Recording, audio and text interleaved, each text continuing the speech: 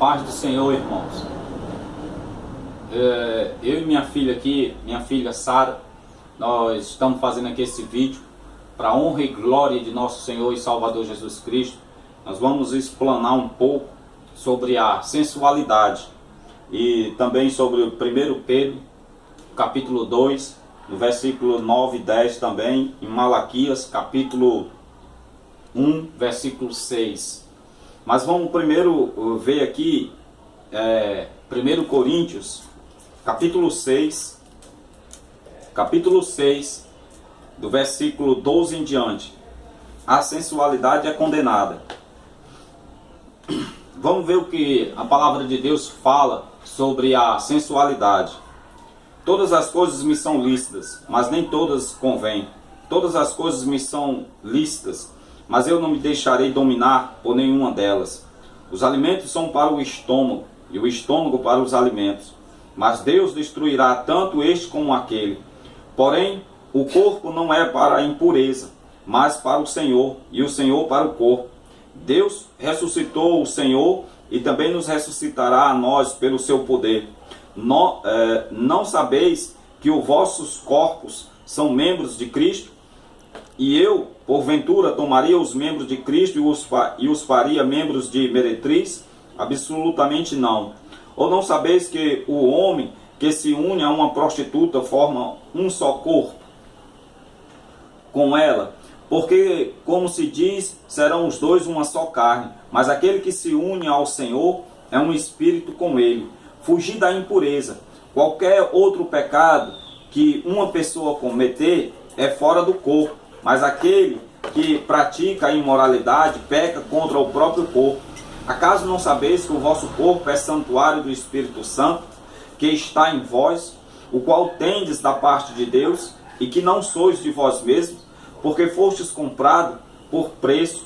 Agora, pois, glorificai a Deus no vosso corpo. Aqui o irmão está falando, o apóstolo está falando sobre a sensualidade que é condenada por Deus. Porque Deus, ele condena a sensualidade. As pessoas hoje não estão observando como elas estão se vestindo, se comportando diante de Deus. Antigamente, quando você ia no centro da cidade, tanto os homens como as mulheres se vestiam decentemente. Hoje, as pessoas se vestem com sensualidade, explorando a sensualidade. Tanto as mulheres como os homens. E o que é que está acontecendo? Você fica observando no centro da cidade, as pessoas vão para as lojas, todos o quê? Principalmente as mulheres, saias curtas e shorts curtos. Mas isso é o que? Condenado por Deus. Então, nós temos que lutar contra a sensualidade. Pregar na igreja contra a sensualidade. Por quê? Porque está havendo uma comunhão. Nas igrejas não está sendo pregado contra a sensualidade, contra o pecado. Nós devemos observar sobre isso daí, irmãos. Buscar a presença de Deus, lutar contra o pecado. Agora nós vamos ver aqui, em 1 Pedro, capítulo 2, do versículo 9 ao versículo 10. 1 Pedro, eu vou colocar aqui, 1 Pedro,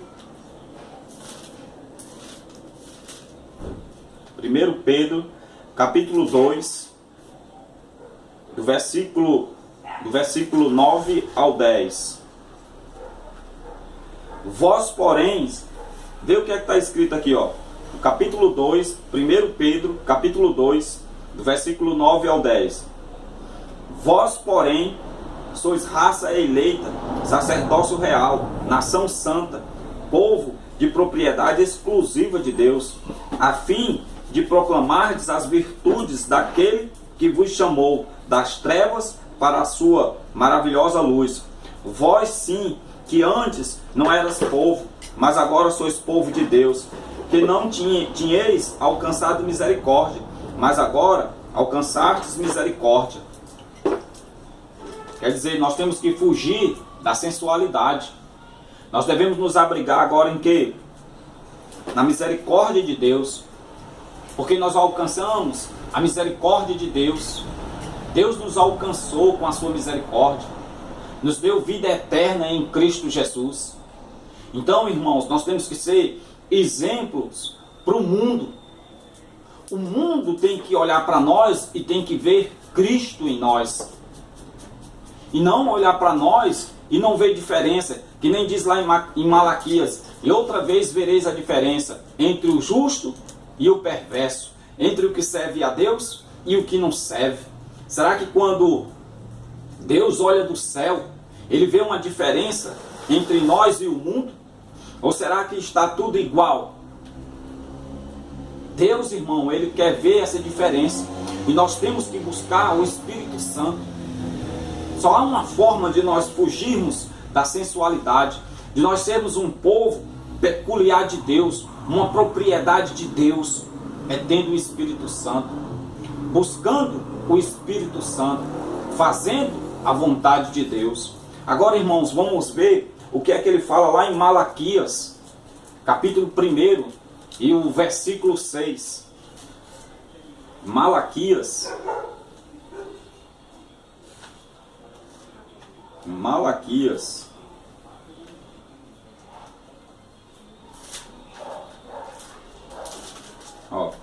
Malaquias capítulo 1, versículo 6. O Senhor reprova os sacerdotes.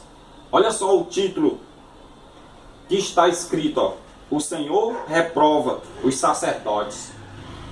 Vamos ver o que é que fala no versículo 6 e em diante. O filho honra o pai, e o servo ao seu senhor. Se eu sou pai, onde está a minha honra? E se eu sou o senhor, onde está o respeito para comigo? Diz o Senhor dos exércitos a vós outros. Ó sacerdotes que desprezais o meu nome. Vós dizeis: em que te desprezamos nós o teu nome? Ofereceis sobre o meu altar pão imundo.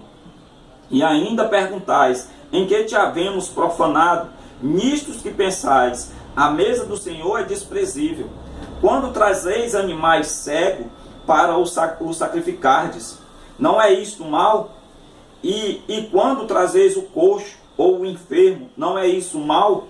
Ora, apresenta-o ao teu governador. Acaso terá ele agrado em ti e te será favorável? Diz o Senhor dos exércitos. Agora, pois, suplicai o favor de Deus, que nos conceda a sua graça.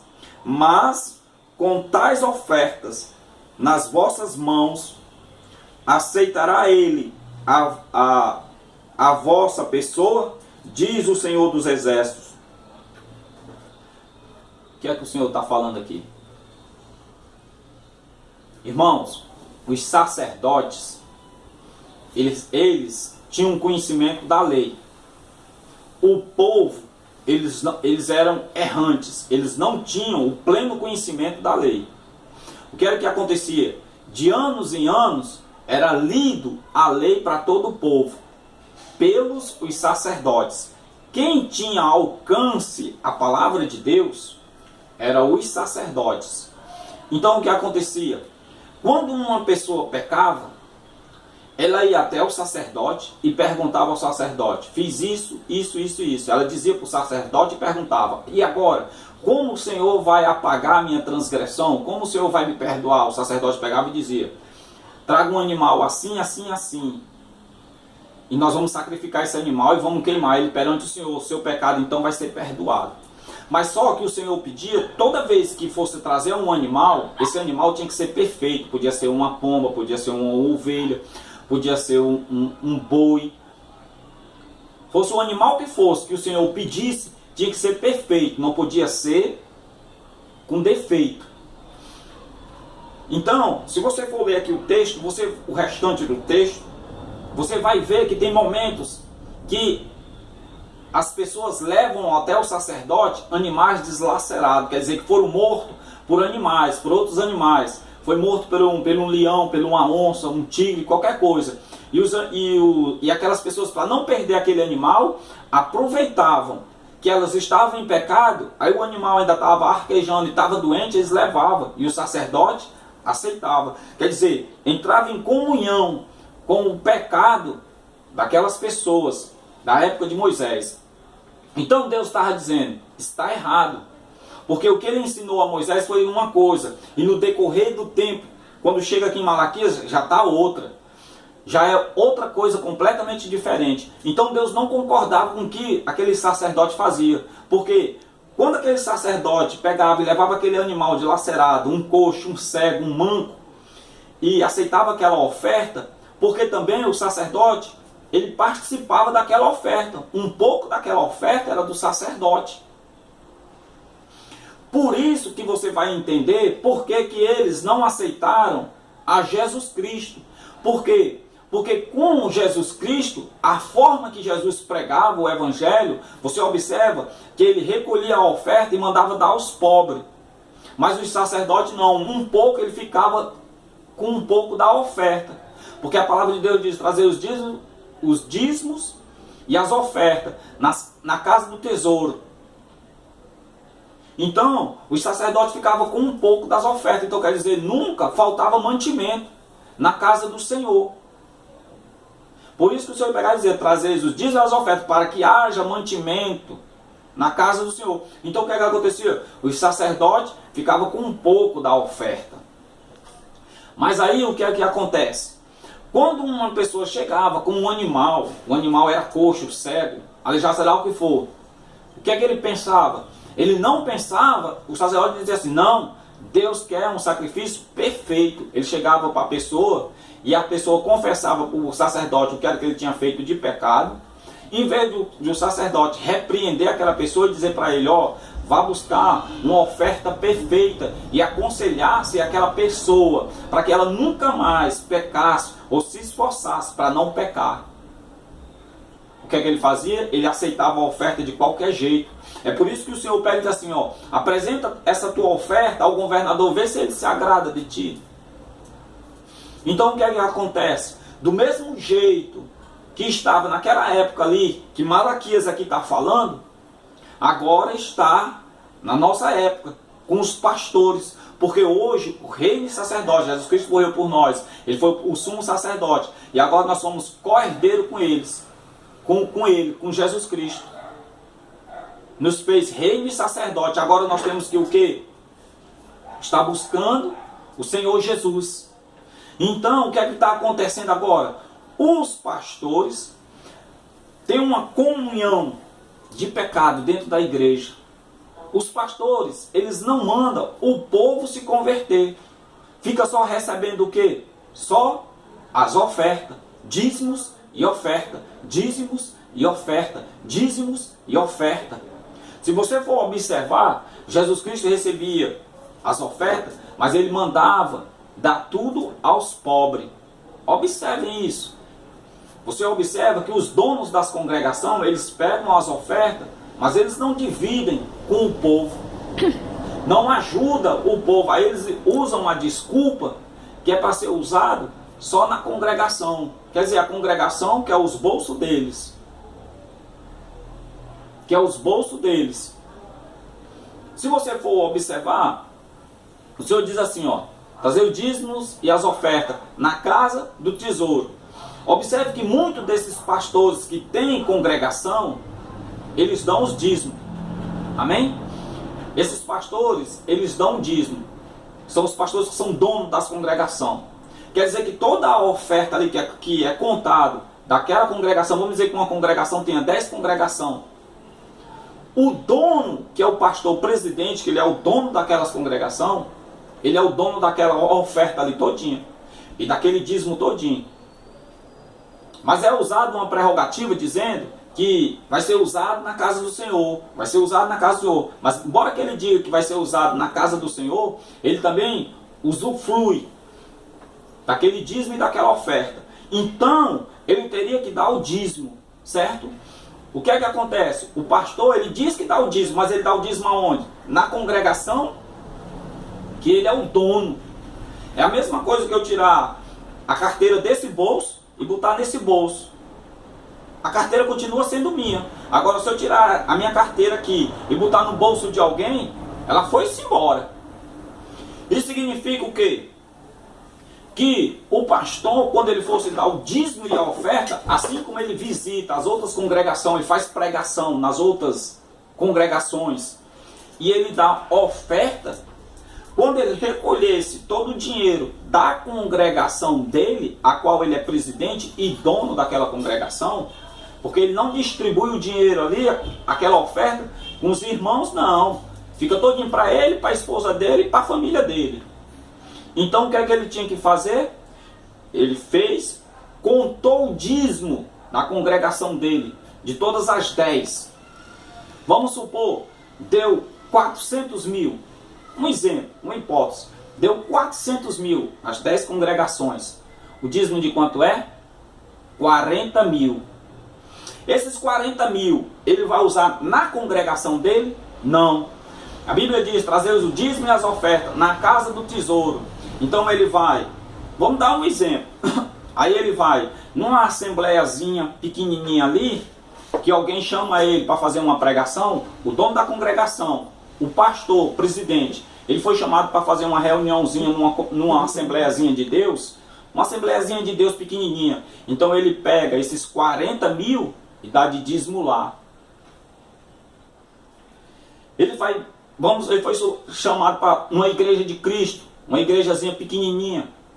Aí ele pega e dá esse dízimo lá, esses 40 mil.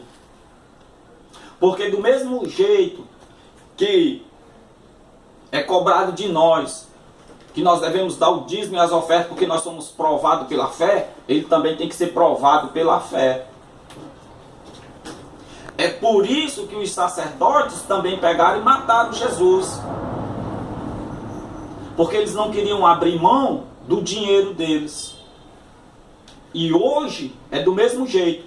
Imagina se uma igreja hoje, você pega uma igreja dessas daí, uma igreja de porte grande, que quando tem um propósito, uma campanha, certo? Tem uma campanha. Aí essa campanha arrecada 5 milhões. Arrecadou 5 milhões essa campanha. Estou dando por pouco. Vamos embora. 30 milhões. 30 milhões. Estamos falando de igreja grande, porte grande. 30 milhões. Houve uma campanha ou uma corrente. Arrecadou 30 milhões naquela campanha. Todas as igrejas, todas as congregações. Vai só para onde? Só para uma congregação.